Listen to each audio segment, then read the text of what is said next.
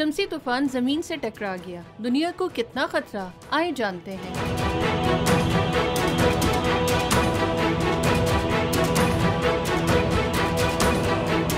ताकतवर शम्सी तूफान जमीन से टकरा गया है, जो रवा साल मई में टकराने वाले तूफान से खतरनाक है और इससे दुनिया को बड़ा खतरा लाहिक हो गया है। अमरीकी इदारे NOAA के मुताबिक एक ताकतवर शम्सी तूफान जमीन से टकरा गया है, जिससे तवानाई के गिर्द मुतासिर और दुनिया में ब्लैकआउट हो सकता है। रिपोर्ट के मुताबिक इस तूफान ने अमरीका में भी थरथरी मचा दी है, क्योंकि ये तूफान हेलन और मिल्टन समुद्री तूफानों के लिए जारी बहाली की कोशिशों पर मुनफी असर डाल सकता है, जिसमें रेडियो ब्लैकआउट, पावर ग्रिड पर दबाव, GPS सर्विसेज की तनज़्ज़ुली शामिल है। इस तूफान से मुतालिक इनको इस वक्त तक इल्म नहीं हो सका, जब तक ये तूफान इनकी पैमाइश करने वाले स्पेस क्राफ्ट से 10 मील के फासले तक न पहुंच जाए।